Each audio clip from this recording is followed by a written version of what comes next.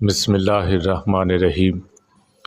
حضرت عبداللہ بن مسعود رضی اللہ تعالیٰ عنہ سے روایت ہے، کہتے ہیں میں نے رسول اللہ صلی اللہ علیہ وسلم سے پوچھا، اللہ کے رسول، اللہ کے نزدیک سب سے زیادہ پسندیدہ عمل کون سا ہے؟ اور ایک روایت میں یہ ہے کہ کون سا عمل اور کون سا کام سب سے بہتر ہے؟ آپ صلی اللہ علیہ وسلم نے فرمایا، نماز اس کے صحیح وقت پر۔ میں نے پوچھا پھر کون سا عمل؟ آپ صلی اللہ علیہ وسلم نے فرمایا، والدین کے ساتھ حسن سلوک کرنا۔ پھر میں نے پوچھا اس کے بعد کون سا عمل ہے؟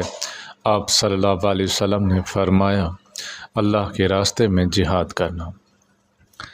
حضرت عمر رضی اللہ تعالیٰ عنہ سے روایت ہے، ایک شخص نبی کریم صلی اللہ علیہ وسلم کی خدمت میں حاضر ہوا اور عرض کی، اللہ کے رسول، مجھ سے ایک گناہ سرزد ہو گیا ہے، کیا اس سے توبہ کی کوئی شکل ہے؟ آپ صلی اللہ علیہ وسلم نے فرمایا، تمہاری والدہ باحیات ہیں۔ دوسری روایت میں اس طرح ہے کہ تمہارے والدین حیات ہیں؟ اس نے کہا نہیں۔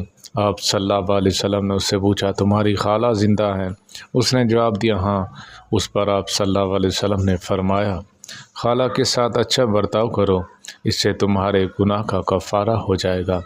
اللہ تعالی ہم سب کو عمل کرنے کی توفیق عطا فرمائے۔ وآخر دعوانا ان الحمد للہ رب العالمین۔